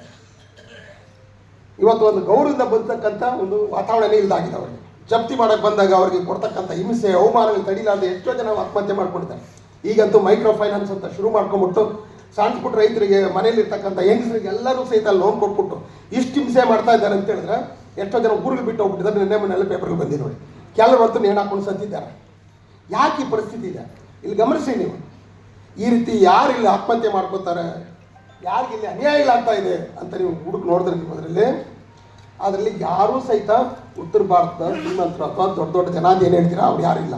ಇಲ್ಲಿ ಇರ್ತಕ್ಕಂಥವ್ರನ್ನು ಸಾಮಾನ್ಯ ಹಳೆ ಭಾಷೆಯಲ್ಲಿ ಹೇಳ್ಬೇಕಂದ್ರೆ ಮಾಜಿ ಶೂದ್ರರು ಮತ್ತು ಮಾಜಿ ಅತಿ ಶೂದ್ರರು ಇವರೇ ಇರೋದು. ಯಾಕೆ ನಾವಷ್ಟೇ ಇಲ್ಲಿ ಅನ್ಯಾಯಕ್ಕೆ ಒಳಗಾಗಿದ್ದೀವಿ, ನಾವೇ ಯಾಕೆ ಇಲ್ಲಿ ಆತ್ಮಹತ್ಯೆಗೆ ಒಳಗಾಗ್ತಾ ಇದ್ದೀವಿ, ಇದನ್ನು ಚಿಂತನೆ ಮಾಡೋಕ್ಕೆ ಹೋಗಿಲ್ಲ. ಇದನ್ನು ಅದರಿಂದ ಮುಖ್ಯವಾಗಿ ತಿಳ್ಕೊಬೇಕಂದ್ರೆ ಬೇರೆ ದಕ್ಷಿಣ ಭಾರತ ರಾಜ್ಯಗಳು ಹೇಗೆ ಈ ರಾಷ್ಟ್ರೀಯ ಪಕ್ಷಗಳಿಂದ ಮುಕ್ತಿ ಪಡೆದಿದ್ದಾವೋ, ಸ್ವಾತಂತ್ರ್ಯ ಪಡೆದಿದ್ದೋ, ಆ ಕೆಲಸ ಕರ್ನಾಟಕದಲ್ಲಿ ಆಗಿಲ್ಲ. ಕರ್ನಾಟಕದಲ್ಲಿ ಒಂದು BJP ಇಲ್ಲ ಕಾಂಗ್ರೆಸ್ ಇಬ್ಬರು ಬದಲಾಯಿಸಿ ಒಬ್ಬರಾದ್ಮೇಲೆ ಒಬ್ಬರು ಆಳ್ತಾ ಬಂದಿದ್ದಾರೆ. ಇವ್ರು ಸರಿ ಇಲ್ಲ ಅಂತ ಅವ್ರಿಗೆ ಓಟ್ ಹಾಕ್ತೀವಿ, ಅವ್ರು ಸರಿ ಇಲ್ಲ ಇವ್ರು ಓಟ್ ಹಾಕ್ತಾರೆ. ಆದ್ರೆ ಇಬ್ಬರೂ ಒಂದೇನೆ, ಎರಡು ಒಂದೇನೆ. ಒಂದು ಹುಲ್ಲೊಳಗೆ ಅಡಗಿರೋ ಹಾವು, ಇನ್ನೊಂದು ಎಡೆ ಬೆಚ್ಚಿ ನಿಂತಿರ್ತಕ್ಕಂಥ ಹಾವೇನೆ ವಿಷದ ಹಾವು. ಎಡೆ ಬೆಚ್ಚಿರೋ ಹಾವು ನೋಡಿ ನಾವು ಇದು ಹುಷಾರಾಗ್ತೀವಿ. ಆದರೆ ಹುಲ್ಲಲ್ಲಿ ಅಡಗಿರ್ತಕ್ಕಂಥ ಹಾವು ನಮ್ಗೆ ಗೊತ್ತಿಲ್ಲ, ನಡಿತೀವಿ, ಕಚ್ಚಿಬಿಡ್ತಾನೆ ನಮ್ಮನ್ನು. ಇಲ್ಲಿಗೆ ನಡ್ಕೊಂಬಂದಿದೆ. ಇದರಿಂದ ಮುಕ್ತಿ ಆಗಬೇಕಂದ್ರೆ ಇಲ್ಲಿರ್ತಕ್ಕಂಥ ಈ ಹೋರಾಟದ ಶಕ್ತಿಗಳು ಒಂದಾಗಬೇಕು ನಿಟ್ಟಿನಲ್ಲಿ ಕಳೆದ 2-3 ವರ್ಷಗಳಿಂದ ಈ ಎಲ್ಲ ಹೋರಾಟಗಳ ನಾಯಕರ ಜೊತೆ ಮಾತಾಡಿ ಚರ್ಚೆ ಮಾಡಿ ಅನೇಕ ರೀತಿಯ ಸಲಹೆಗಳನ್ನ ತಗೊಂಡು ನಿರಂತರವಾಗಿ ಸುಮಾರು 16-17 ಸುತ್ತು ಚರ್ಚೆಗಳಾಗಿದೆ. ಈ ಚರ್ಚೆಗಳೆಲ್ಲ ಆದಮೇಲೆ ಇದನ್ನೆಲ್ಲ ಮತ್ತೊಮ್ಮೆ 2-3 ಸತಿ ಇದನ್ನ ಪ್ರೆಸೆಂಟ್ ಮಾಡಿ ನಾವೊಂದು ಜನತಾ ಪ್ರಣಾಳಿಕೆ ಅಂತ ತಂದಿದ್ದೀವಿ. ಈ ಜನತಾ ಪ್ರಣಾಳಿಕೆ ಮುಂದಿನ ಕರ್ನಾಟಕ ಹೇಗಿರಬೇಕು ಅನ್ನೋದೊಂದು ಕಲ್ಪನೆ ಇದೆ. ಮುಂದಿನ ಕರ್ನಾಟಕ ಅದು ಸ್ವಾವಲಂಬಿ ಆಗಿರಬೇಕು. ಮತ್ತೊಬ್ಬರ ತನ್ನ ನಮ್ಮ ಸಾಲ ಬಗೆಹರಿಸಿ, ನಮ್ಮ ಸಾಲ ತೀರಿಸಿ, ಮನ್ನಾ ಮಾಡಿರಿ, ಬೆಲೆ ಏರಿಸಿ ಅಂತ ಕೇಳುವಂಥ ಸರ್ಕಾರ ಇರಬಾರ್ದು, ಅಂಥ ರಾಜ್ಯ ಇರಬಾರ್ದು. ದೌರ್ಜನ್ಯಗಳಿಂದ ಮುಕ್ತವಾಗಿರಬೇಕು, ಕೋಮು ಗಲಭೆಗಳಿಂದ ಮುಕ್ತರಾಗಿರ್ಬೇಕು. ಇಲ್ಲಿ ಯಾಕಂದರೆ ಈ ಕೋಮು ಗಲಭೆ ಆಗಲಿ, ಜಾತಿ ಗಲಭೆ ಆಗಲಿ, ಇದನ್ನ ಉಂಟಾಗ್ತಕ್ಕಂಥ ಈ ರಾಷ್ಟ್ರೀಯ ಪಕ್ಷಗಳ ಹುನ್ನಾರ ಏನಂತ ಹೇಳಿದ್ರೆ ಯಾವುದೇ ಕಾರಣದಲ್ಲಿ ಪ್ರಾದೇಶಿಕ ಪಕ್ಷಗಳು ಬರಬಾರ್ದು ಅನ್ನೋದು ದೊಡ್ಡ ಹುನ್ನಾರ. ಯಾವುದೇ ಕಾರಣಕ್ಕೂ ದಳದಲ್ಲಿರ್ತಕ್ಕಂಥವ್ರು ಒಂದಾಗಬಾರ್ದು, ಅದೇ ಅವರ ಹುನ್ನಾರ. ಇಷ್ಟೆಲ್ಲ ಗದ್ದಲ ನಡೀತಾ, ನಿರುದ್ಯೋಗ ಜಾಸ್ತಿ ಆಗಿದೆ, ದೌರ್ಜನ್ಯ ಜಾಸ್ತಿ ಆಗಿದೆ, ಇದು ಯಾವುದು ನಮ್ಮ ಗಮನಕ್ಕೆ ಬರಬಾರ್ದು ಅನ್ನೋ ಕಾರಣಕ್ಕೆ ಇವರು ಮುಸ್ಲ್ಮಾನ್ ವಿರೋಧಿ ಗಲಭೆಗಳನ್ನ ಶುರು ಮಾಡ್ತಾರೆ. ನಮ್ಮ ಕತೆ ಹೆಂಗಾಗಿದೆ ಅಂದರೆ, ಒಂದು ಹಳ್ಳಿಯಲ್ಲಿ ರೈತ ಹಸು ಒಳ್ಳೆ ಪೊಗದಾಡ್ಸ್ತಾ ಇರೋ ಹಸುನ ಸಾಕ್ತಾ ಇರ್ತಾನೆ. ಅದನ್ನ ಕದಿಬೇಕಲ್ಲಿ ಬಂದಂಥ ಕಳ್ಳರು 2 ಗುಂಪಾಗ್ಬಿಡ್ತಾರೆ. 2 ಗುಂಪಾಗ್ಬಿಟ್ಟು ಏನು ಮಾಡ್ತಾರೆ ಅಂದರೆ, ಒಂದು ಗುಂಪು ಆ ಹಸುವಿನ ಕತ್ತಿರ್ತಕ್ಕಂಥ ಗಡ್ಡೆನ ಕದ್ಕೊಂಡು ಓಡ್ತಾ ಇರ್ತಾರೆ, ಶಬ್ದ ಮಾಡ್ತಾ ಇರ್ತಾರೆ. ರೈತ ಎದ್ಬಿಟ್ಟು ಓ ಹಸು ಆ ಕಡೆ ಹೋಗಿದೆ ಅಂತ ಅವ್ನು ಅಲ್ಲಿ ಓಡ್ತಾನೆ. ಇನ್ನೊಂದು ಗುಂಪು ಈ ಕಡೆ ಹಸುನ ಕತ್ಕೊಂಡು ಹೋಗ್ತಾ ಇದ್ದಾರೆ. ಇವರು ಯಾರು BJP ಯಾರು ಕಾಂಗ್ರೆಸ್ ನಿಮ್ಮ ಲೆಕ್ಕ ಹಾಕೊಂಡು ಇಬ್ಬರು ಮಾಡ್ತಾರೆ ಕೆಲಸ. ಇದೇನಿಲ್ಲ, ನಿಜವಾದ ಸಮಸ್ಯೆ ಬೇರೆ ಕಡೆ ಇದೆ. ಸಮಸ್ಯೆ ಮೂಲ ಬೇರೆ ಕಡೆ ಇದೆ. ಸಮಸ್ಯೆ ಮೂಲ ಯಾವಂದ್ರೆ ಇವರೇ ಸಮಸ್ಯೆ ಮೂಲ. ಸಮಸ್ಯೆ ಹುಟ್ಟಾಗ್ತಾ ಇದ್ದಾರಲ್ಲ ಅವರೇ ದೊಡ್ಡ ಸಮಸ್ಯೆ. ಅವರಿಂದ ನಾವು ಮುಕ್ತಿಯನ್ನು ಪಡಿಬೇಕಾಗಿದೆ. ಅವರು ಇಲ್ಲಿ ಹುಟ್ಟಾಗ್ತಾರೆ, ಜಾತಿ ಗಲಭೆಗಳನ್ನ ಹುಟ್ಟಾಗ್ತಾರೆ, ಕೋಮ ಗಲಭೆಗಳನ್ನ ಹುಟ್ಟಾಗ್ತಾರೆ, ಮೇಲುಕೀಳಿನ ಭಾವನೆ ಹುಟ್ಟಾಗ್ತಾರೆ, ಮಹಿಳೆ ದೌರ್ಜನ್ಯ ಏನೇನಿದೆ ಎಲ್ಲದರ ಮೂಲನೂ ಇಲ್ಲಿದೆ. ಇದನ್ನು ಚೆನ್ನಾಗಿ ಅರ್ಥ ಮಾಡಿಕೊಂಡು ಭಾಳ ವಿವರವಾಗಿ ಇಲ್ಲಿ ನಾವು ಇದನ್ನು ತಂದಿದ್ದೀವಿ. ಈ ಪ್ರಣಾಳಿಕೆ ರೈತರು, ದಲಿತರು ಮಾತ್ರ ಅಲ್ಲ, ಕಾರ್ಮಿಕರಲ್ಲ, ಪೌರ ಕಾರ್ಮಿಕರು, ಮಹಿಳೆಯರು, ಅಂಗನವಾಡಿ ಕಾರ್ಯಕರ್ತೆಯರು, ಆಶಾ ಕಾರ್ಯಕರ್ತರು, ಕಟ್ಟಡ ಕಾರ್ಮಿಕರು, ವಿದ್ಯಾರ್ಥಿಗಳು, ನೌಕರರು, ಯುವಜನರು ಎಲ್ಲರ ಸಮಸ್ಯೆಗಳಲ್ಲಿ ವಿವರವಾಗಿ ಚರ್ಚಿಸಿ ಇದಕ್ಕೆ ಪರಿಹಾರ ಏನಾಗುತ್ತೆ ಈ ಪರಿಹಾರವನ್ನು ಕೊಡ್ತಕ್ಕಂಥ ಸರ್ಕಾರಕ್ಕೆ ಒಂದು ರೀತಿಯ ಇದು ಕಾರ್ಯಯೋಜನೆ. ಈ ಕಾರ್ಯಯೋಜನೆ ಇವತ್ತು ನಾವು ಹೊರತಂದಿದ್ದೀವಿ. ಇಲ್ಲಿ ಇದು ಕೊಟ್ಟ ತಕ್ಷಣ ಇದೇ ಫೈನಲ್ ಅಂತ ತಿಳ್ಕೊಬೇಡಿ, ಇದು ಅಂತಿಮ ಅಲ್ಲ. ಇದು ಒಂದು ಕರಡಿದು ಪುಸ್ತಕ ರೂಪದಲ್ಲಿದೆ, ಅದ್ರ ಕರಡಿದು. ನಮ್ಮ ಯೋಚನೆ ಏನಂತ ಹೇಳಿದ್ರೆ ಇವತ್ತು ಈ ಪುಸ್ತಕ ಬಿಡುಗಡೆ ಮಾಡಿದ್ವಿ, ಇದಕ್ಕೆ ಬೆಲೆ ಹಾಕಿಲ್ಲ. ಇದಕ್ಕೆ ಯಾಕೆ ಹಾಕಿಲ್ಲ ಅಂದರೆ ಬೆಲೆ ಅಂತ ಹೇಳ್ಬಿಟ್ರೆ ಅಷ್ಟೇ ಮಾತ್ರ ಕೊಡ್ತೀವಿ ನಾವು. ಇದನ್ನು ಕೊಡುಗೆ ಅಂತ 50 ರೂಪಾಯಿ ಹೇಳ್ತಾ ಇದ್ದೀವಿ. ಅದಕ್ಕೆ ಮೇಲೆ ಈ ಚಳವಳಿ ಬೆಳಿಬೇಕನ್ನೋರು ಇನ್ನೂ ಹೆಚ್ಚು ಕೊಡ್ಬೋದು. ಒಂದು ಪುಸ್ತಕದ ಬೆಲೆ 50 ರೂಪಾಯಿ. ಅದು ಯಾರು ಇದನ್ನ ಪುಕ್ಕಟ್ಟೆ ತಗೊಂಡು ಹೋಗ್ಬಾರ್ದು, ಯಾಕಂದರೆ ಇದು ನಿಮ್ಮ ಶ್ರಮದ ಹಣ. ಪ್ರೊಫೆಸರ್ ನಂಜುಂಡಸ್ವಾಮಿ ಅವರದ್ದು 87 ಬಿಡುಗಡೆ ಮಾಡಿದಾಗ ಬರೀ 2 ರೂಪಾಯಿ ಇಟ್ಟಿದ್ರು ಅಷ್ಟೇ. ಇದಕ್ಕೆ 2 ರೂಪಾಯಿಂದ ಬೆಲೆ ಇಟ್ಟರು ಸಹಿತ 50-100 ರೂಪಾಯಿ ಕೊಟ್ಟು ತೊಗೊಂಡೋಗಿದ್ದಾರೆ ರೈತರು. ಯಾಕಂದರೆ ಅದಕ್ಕಂಥ ಮಹತ್ವ ಇದೆ. ಬಹುತೇಕ ಇದರಲ್ಲಿ ಇರ್ತಕ್ಕಂಥ ಅತಿ ಹೆಚ್ಚಿನ ವಿಷಯಗಳು ಪ್ರೊಫೆಸರ್ ನಂಜುಂಡಸ್ವಾಮಿ ಅವರ ತಲೆಯಲ್ಲಿ ಇದ್ದಿದ್ದು, ನಮ್ಮ ಸಂವಿಧಾನದಲ್ಲಿ ಇರ್ತಕ್ಕಂಥದ್ದು, ಮಹಾಪುರುಷ ಆಗಿರ್ತಕ್ಕಂಥ ಕುವೆಂಪು ಅವರು, ಇವರೆಲ್ಲರ ಕೊಡುಗೆ ಇದರಲ್ಲಿದೆ. ಈ ಪುಸ್ತಕದ ಆರಂಭದಲ್ಲಿ ನೀವು ನೋಡ್ತೀವಿ ಯಾಕೆ ಈ ರಾಜ್ಯ ಕೆಟ್ಟಿದೆ ಅಂದರೆ ಸರ್ವಜ್ಞರವಾದ ಪದ ಹೇಳ್ತಾರೆ. ಹೇಡಿಗೆ ಇರ್ತನವು, ಮೂಡಂಗೆ ಗುರುತನವು, ನಾಡ ನೀಚನಿಗೆ ದೊರೆತನವು ದೊರೆತಿಯರೆ ನಾಡೆಲ್ಲ ಕೆಡಗು ಸರ್ವಜ್ಞ. ಇವತ್ತು ನಾಡು ಕೆಟ್ಟಿದೆ ಅಂದರೆ ಕಾರಣ ಏನಂದರೆ ನಾಡನ್ನು ಆಳ್ತಕ್ಕಂಥವ್ರು ಕೆಟ್ಟೋಗಿದ್ದಾರೆ. ಅದಕ್ಕೆ ಅವ್ರ ನೀಚರ ಕೈಯಲ್ಲಿ ಅಧಿಕಾರ ಕೊಟ್ಟಿರ್ತೀವಿ ನಾವು. ಹಾಗಾಗಿ ನಾವು ಬರೀ ಅವ್ರನ್ನ ಬೈದರೆ ಸಾಕಾಗಲ್ಲ. ಬರೀ ಅವ್ರದ್ದಷ್ಟೇ ತಪ್ಪಿಲ್ಲ. ನೀವು ಬಗ್ಗಿದ್ದೀರಾ, ಅವ್ನ ಮೇಲೆ ಕೂತ್ಕೊಂಡು ಸವಾರಿ ಮಾಡ್ತಾರೆ. ಬಗ್ಗಿದ್ದು ನಿಮ್ಮ ತಪ್ಪು, ಸವಾರಿ ಮಾಡೋ ಅವನದು ಏನು ತಪ್ಪಲ್ಲ. ಆದ್ದರಿಂದ ನಾವು ಸಹಿತ ಜಾಗೃತರಾಗಬೇಕು. ಎಂಥವು ನಮ್ಮನ್ನು ಆಳಬೇಕು. ಅಂಗಡಿಗೆ ನೀವು ಹೋಗ್ಬಿಟ್ಟು ಒಂದು 10 ರೂಪಾಯಿಗೆ ಈರುಳ್ಳಿ ತಗೊಂಬ ಅಂತ ಹೇಳಿದ್ರೆ ನೀವು ಸ್ವಲ್ಪ ಯಾರು ಮೆಚೂರ್ ಆಗಿರ್ತಾರೆ ಪ್ರಬುದ್ಧ ನಮ್ಮನೆ ಕಳಿಸಿ ಒಳ್ಳೆ ಈರುಳ್ಳಿ ತೊಗೊಂಬರೋ ಅಂತ ಹೇಳ್ತೀವಿ. ಒಳ್ಳೆ ಈರುಳ್ಳಿ ತಗೊಂಬಂದು ಸ್ವಲ್ಪ ಕೆಟ್ಟಿದ್ರೆ ಬುದ್ಧಿ ಇಲ್ವ ಹೋಗಿ ಬದಲಾಯಿಸು ಅಂತ ಹೇಳ್ತೀವಿ. ಆದರೆ ಈ ನಾಡನ್ನು ಒಬ್ಬರ ಕೈಗೆ ಒಪ್ಪಿಸ್ತಾ ಇದ್ದೀವಿ, ಅವ್ನು ಹೆಂಗಿರ್ಬೇಕು ನಾವು ಯೋಚನೆ ಮಾಡೇ ಇಲ್ಲ. ಇವತ್ತು ಎಂಥವ್ರು ಇದ್ದಾರೆ ವಿಧಾನಸಭೆಯಲ್ಲಿದ್ದರೆ ನೀವೇ ನೋಡ್ತಾ ಇದ್ದೀರಿ. ಎಷ್ಟೋ ಜನ ಜೈಲ್ಗೆ ಹೋಗಿ ಬಂದಿದ್ದಾರೆ. ಎಷ್ಟೋ ಜನರ ಮೇಲೆ ಪೋಕ್ಸೋ ಕೇಸ್ ಬುಕ್ ಆಗಿದೆ. ಭ್ರಷ್ಟ ಅಂದರೆ ನಂಬರ್ 1 ಭ್ರಷ್ಟರಾಗಿದ್ದಾರೆ. ಅಂಥವ್ರು ಇವತ್ತು ಆಳ್ತದೆ. ಮತ್ತೆ ಅವರೇ ಆಳ್ತಾ ಇದ್ದಾರೆ. ಒಬ್ಬ ಸಂಸತ್ ಸದಸ್ಯ ತನ್ನ ತಾಯಿ ವಯಸ್ಸಿನವರು ಸಹಿತ ಬಿಡದೆ ಅವ್ರನ್ನ ದೌರ್ಜನ್ಯ ಮಾಡಿದ್ದಾನೆ, ಲೈಂಗಿಕ ದೌರ್ಜನ್ಯ ಮಾಡಿದ್ದಾನೆ. ಅವನು ಎಲೆಕ್ಷನ್ ಇದ್ದರೆ ಅವನು ಸಹಿತ ಸಾಕಷ್ಟು ಸ್ವತಃ ಅಲ್ಲಿ ಅತಿ ಹೆಚ್ಚು ಓಟ್ ಆಗ್ತಾ ಇದ್ದೀವಿ. ಯಾಕೆ ಓಟ್ ಆಗ್ತಾ ಇದೀವಿ ಅಂದರೆ ನಾವು ಪ್ರಜ್ಞೆ ಕಳ್ಕೊಂಡಿದ್ದೀವಿ. ಮತದಾರರು ಪ್ರಜ್ಞೆ ಕಳ್ಕೊಂಡಿದ್ದಾರೆ. ಯಥಾ ರಾಜ ತಥಾ ಪ್ರಜಾ ಅನ್ನೋದು ರಾಜಪ್ರಭುತ್ವ.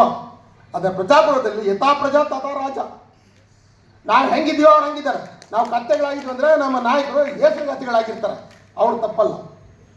ನಾವು ನಮ್ಮ ಮತಗಳನ್ನ ಮಾರ್ಕೋತೀವಿ, ಅವ್ರು ಈ ದೇಶನ ಮಾರ್ಕೋತಾ ಇದ್ದೀವಿ. ಇಷ್ಟೇ ವ್ಯತ್ಯಾಸ. ಒಟ್ಟಲ್ಲಿ ಎಲ್ಲರೂ ನಾವು ಮಾರಾಟಗಾರರನ್ನೇ. ಎಲ್ಲರೂ ಒಂದು ರೀತಿಯಲ್ಲಿ ನಾವು ನೀಚರೇ ಆಗಿದ್ದೀವಿ. ನಮ್ಮನ್ನು ನಾವು ಸರಿ ಮಾಡಿಕೊಂಡ್ರೆ ನಾಯಕ ಸರಿ ಆಗ್ತಾನೆ. ಆ ನಿಟ್ಟಿನಲ್ಲಿ ಸಂಪೂರ್ಣ ಸಮಗ್ರ ಬದಲಾವಣೆ ಎಲ್ಲಿಂದ ಶುರುವಾಗಬೇಕಂದ್ರೆ ಅದು ಮತದಾರ ನಮ್ಮಿಂದನೇ ಶುರುವಾಗಬೇಕದು. ನಮ್ಗೆ ಎಂಥ ನಾಯಕರು ಬೇಕಂತ ನಾವೇ ಆರಿಸ್ಬೇಕಾಗಿದೆ. ಹಾಗೆಯೇ ಈ ದೇಶದ ಒಂದು ನೀಲನಕ್ಷೆ ಹೆಂಗಿರ್ಬೇಕಂತೇಳಿ ಯಾರೋ 4 ಜನ ನಾಯಕರು ಕೂತ್ಕೊಂಡು ಬರೆದ್ರೆ ಆಗೋದಿಲ್ಲ. ಈ ನಾಡಿನ ಪ್ರತಿಯೊಬ್ಬ ಜನನೂ ಸಹಿತ ನೀಲನಕ್ಷೆನ ರೂಪಿಸೋದ್ರಲ್ಲಿ ಪಾಲು ತಗೋಬೇಕು. ಆ ನಿಟ್ಟಿನಲ್ಲಿ ಈ ಪುಸ್ತಕನ ಇವತ್ತಿಲ್ಲಿ ಪ್ರಣಾಳಿಕೆ ಬಿಡುಗಡೆ ಮಾಡಿದ್ದೀವಿ. ಎಲ್ಲರೂ ದಯವಿಟ್ಟು 50 ರೂಪಾಯಿ ಕೊಟ್ಟು ತೊಗೊಂಡೋಗ್ರಿ. ತೊಗೊಂಡೋದ್ರಲ್ಲಿ ಭಾಳ ಮುಖ್ಯವಾಗಿ ಎಲ್ಲ ಸಂಘಟಿತ ಪದಾಧಿಕಾರಿಗಳನ್ನ ಸೇರಿಸಿ ಪ್ರತಿ ಜಿಲ್ಲೆಗೆ ಒಂದು ಸಮನ್ವಯ ಸಮಿತಿಯನ್ನು ಮಾಡ್ತಾಯಿದ್ದೀವಿ. ಅದರಲ್ಲಿ ರೈತರು ಇರ್ತಾರೆ, ದಲಿತರು ಇರ್ತಾರೆ, ಮಹಿಳೆಯರು ಇರ್ತಾರೆ, ಕನ್ನಡ ಹೋರಾಟಗಾರರು ಇರ್ತಾರೆ, ಕಾರ್ಮಿಕರು ಇರ್ತಾರೆ, ವಿದ್ಯಾರ್ಥಿಗಳು, ಯುವಜನರು ಎಲ್ಲರೂ ಇರಬೇಕು. ಅದರಲ್ಲಿ ಅವ್ರ ಪ್ರತಿನಿಧಿಗಳು ಒಂದು 10-20 ಜನರದ್ದು ಒಂದು ಸಮಿತಿ ಮಾಡಿ ನೀವು ತೊಗೊಂಡೋಗಿ ನೀವು ಚರ್ಚೆ ಮಾಡಿರಿ. ಜೊತೆಗೆ ಪ್ರತಿ ಹಳ್ಳಿಲಿರ್ತಕ್ಕಂಥ ಪ್ರಜ್ಞಾವಂತರು, ನೀತಿವಂತರು, ಒಳ್ಳೆಯವರು ಅವ್ರ ಜೊತೆ ಕೂತ್ಕೊಂಡು ನಮ್ಮ ಸಮಸ್ಯೆಗಳಿಗೆ ಪರಿಹಾರ ಇದೆಯಾ, ಈ ಪರಿಹಾರ ಇರೋದಾದರೆ ಅದು ಹೆಂಗೆ ನಾವು ಜಾರಿ ಮಾಡಬೇಕು ಇದನ್ನು ಕೂತ್ಕೊಂಡು ಚರ್ಚೆ ಮಾಡಿರಿ. 1 ತಿಂಗಳ ಸಮಯ ಇರುತ್ತೆ. 1 ತಿಂಗಳ ನಂತರ ಪ್ರತಿ ಜಿಲ್ಲೆಗೆ ಇಲ್ಲಿ ವೇದಿಕೆ ಮೇಲೆ ಕೂತಿರ್ತ ಎಲ್ಲ ನಾಯಕರು ಸಹಿತ ಬರ್ತೀವಿ. ಅಲ್ಲಿ ಬರ್ತೀವಿ ನಾವು. ಅಲ್ಲಿ ನೀವೆಲ್ಲ ಕೂತು ಚರ್ಚೆ ಮಾಡಿ ಅಷ್ಟೊಂದಾಗಲೇ ನೀವೊಂದು ಮೆಮೊರಾಂಡಮ್ ರೆಡಿ ಮಾಡಿರಬೇಕು. ಇಷ್ಟು ವರ್ಷ ನಾವು ಸರ್ಕಾರಗಳಿಗೆ ಡಿಮ್ಯಾಂಡ್ ಕೊಟ್ಟಿದ್ದೀವಿ, ಬೇಡಿಕೆ ಪಟ್ಟಿ ಕೊಟ್ಟಿದ್ದೀವಿ. ಬೇಡಿಕೆ ಪಟ್ಟಿ ಯಾಕೆ ಕೊಟ್ವಿ? ಅವ್ರ ದೊರೆಗಳು ನಾವು ಗುಲಾಮರು ಅಂತ ಬೇಡಿಕೆ ಕೊಟ್ಟು ದೊರೆಗಳೇ ಇದನ್ನು ಬಗೆಹರಿಸಿದೆ ಅಂತ. ಆ ಕಾಲ ಹೋಯ್ತು. ಇಲ್ಲಿ ಯಾರು ದೊರೆಗಳೇಬೇಕಂದ್ರೆ ಪ್ರಜೆಗಳೇ ಪ್ರಭುಗಳಾಗಬೇಕು. ಪ್ರಜೆಗಳ ಪ್ರಭುಗಳಾಗಿಲ್ಲ.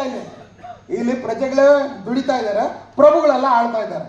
ಪ್ರಭುಗಳು ಅವ್ರಿಗೆ ಬೆವರು ಸುರಿಸಿ ಅಭ್ಯಾಸನೇ ಇಲ್ಲ. ಅವ್ರಿಗೆ ಕಷ್ಟ ಅಂದರೆ ಗೊತ್ತಿಲ್ಲ, ಹಸಿವು ಅಂದರೆ ಗೊತ್ತಿಲ್ಲ ಅವ್ರಿಗೆ. ಆ ನಿಟ್ಟಿನಲ್ಲಿ ಇಲ್ಲಿ ಪ್ರಜೆಗಳೇ ಪ್ರಭುಗಳಾಗಬೇಕು. ಪ್ರಜೆಗಳಿಗೆ ನಾಡನ್ನ ಆಳಬೇಕು ಅನ್ನೋ ದೃಷ್ಟಿಯಲ್ಲಿ ಈ ನೀಲನಕ್ಷೆಯನ್ನು ತಯಾರು ಮಾಡಿದ್ದೀವಿ. ಪ್ರತಿ ಜಿಲ್ಲೆಗೆ ಬರ್ತೀವಿ, ಅಲ್ಲಿ ನಿಮ್ಮ ಪಟ್ಟಿನ ರೆಡಿ ಮಾಡಿ ನಿಮ್ಮ ಸಲಹೆಗಳನ್ನ ಕೊಡ್ರಿ. ಇದು ಬಹುಶಃ 1-2 ತಿಂಗಳು ಪ್ರವಾಸ ಆದಮೇಲೆ ಅಂತಿಮವಾಗಿ ನೀವು ಕೊಟ್ಟಿರ್ತಕ್ಕಂಥ ಸಲಹೆಗಳು, ನೀವು ಕೊಟ್ಟಿರ್ತಕ್ಕಂಥ ಸೂಕ್ತವಾದಂಥ ಬದಲಾವಣೆಗಳು ಇದೆಲ್ಲನೂ ಸಹಿತ ಇದರಲ್ಲಿ ಮತ್ತೆ ಸೇರಿಸಿ 2 ತಿಂಗಳ ನಂತರ ಮತ್ತೊಂದು ಇದನ್ನು ಬಿಡುಗಡೆ ಮಾಡ್ತೀವಿ. ಆವಾಗ ಇದು ನಿಜಕ್ಕೂ ಜನತಾ ಪ್ರಣಾಳಿಕೆ ಆಗುತ್ತೆ. ಕರ್ನಾಟಕದ 7 ಕೋಟಿ ಜನರ ಕೊಡುಗೆ ಆಗುತ್ತೆ. 7 ಕೋಟಿ ಜನರಲ್ಲಿ ಭಾಗವಹಿಸಿದಾಗ ಆಗುತ್ತೆ. ಈ ಪ್ರಣಾಳಿಕೆಯನ್ನು ಬಿಡುಗಡೆ ಮಾಡಿದ್ಮೇಲೆ ಇನ್ನು ಯಾರು ಜಾರಿ ಮಾಡಬೇಕು? ಕಾಂಗ್ರೆಸ್ ಅವರು ನಾವೇ ಜಾರಿ ಮಾಡಬೇಕು ಅಂತ ಹೇಳಿದ್ರೆ, ನಾವು ಜಾರಿ ಮಾಡೋದಕ್ಕೆ ಮುಂದಿನ ಚಟುವಟಿಕೆಗಳು ಏನು ಮಾಡಬೇಕು ಅದರ ನಂತರ ನಾವು ನಿಮ್ಮೆಲ್ಲರನ್ನ ವಿಶ್ವಾಸ ತಗೊಂಡು ಚರ್ಚೆ ಮಾಡೋಣ. ಈಗ ನೀವು ಹೋಗೋವಾಗ ದಯವಿಟ್ಟು ಊಟದ ವೇಳೆಯಲ್ಲಿ ಇದನ್ನು ಎಲ್ಲರಿಗೂ ಮಾರಾಟಕ್ಕೆ ಇಟ್ಟಿರ್ತೀವಿ, ದಯವಿಟ್ಟು ತೊಗೊಳ್ಳಿ. ಈಗ ಯಾರಿಗೂ ಹಂಚೋದಿಲ್ಲ, ಈಗ ಯಾರು ಕೊಡೋಕೆ ಹೋಗೋದಿಲ್ಲ, ಡಿಸ್ಟರ್ಬ್ ಆಗುತ್ತೆ. ಹಾಗೆ ಊಟದ ವೇಳೆಗೆ ಹೋದಾಗ ದಯವಿಟ್ಟು 50 ಊಟ ತೊಗೋಬೇಕಂತೇಳಿ ವಿನಂತಿ ಮಾಡಿಕೊಂಡು ಇಷ್ಟೊತ್ತು ಮಾತಾಡೋಕೆ